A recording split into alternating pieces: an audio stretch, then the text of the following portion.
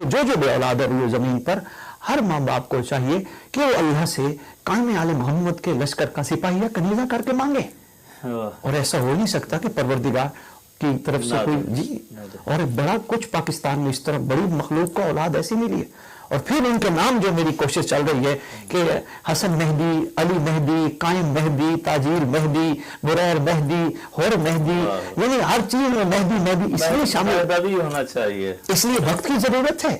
یہ وقت کا تقاضا ہے کہ بچوں کے اس لیے اس کے 2-3 فائدے ہیں بچوں کے نام رکھنے میں 2-3 سب سے بڑا فائدہ یہ ہے دن میں ماں باپ اپنے رشتے دار بچوں کو کہیں گے فرض کرو کسی کا نام ہے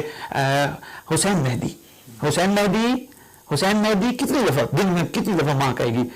ایسا ہو نہیں سکتا صاحب زمان کی نگاہ خاص بچے پہ نام بار بار مہدی کے نام کی تکرار۔ دوسری بات بچہ برائیوں سے امام زمانہ کی نگاہ خاص کی وجہ سے بچ جائے گا۔ اچھا نام کے بھی اثرات ہوتے ہیں شخصیت پہ، نام کے اثرات بہت ہوتے ہیں شخصیات پہ، اس لیے تو فرمایا گیا ناموں کے حوالے سے خاص حکم ہے کہ اس طرح کے نام رکھنے چاہیے۔ تو جب یہ بھی بڑی ضروری ہے کہ گھر میں بار بار تکرار بچوں کے ناموں کی جائے اور بچے کو یہ بچپن سے ذہن میں ڈالا جائے، بلکہ یہاں تک سید علماء نے لکھا ہے کتب میں کہ بچہ پیدا ہو ماں کو چاہیے پیدا ہوئے بچے کے بھی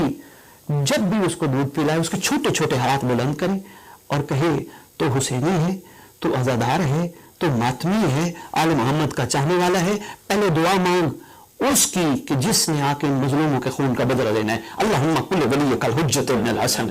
کا دعا منگوانے کے بعد کہتے ہیں اپنی ماؤں کو چاہیے بچوں کو دودھ پلائیں۔ جب اس معیار پہ بچوں کی تربیت ہوگی، اس معیار پہ بچے ماؤں کی گودوں سے بن کے نکلیں گے تو پھر کیا کیفیت ہوگی؟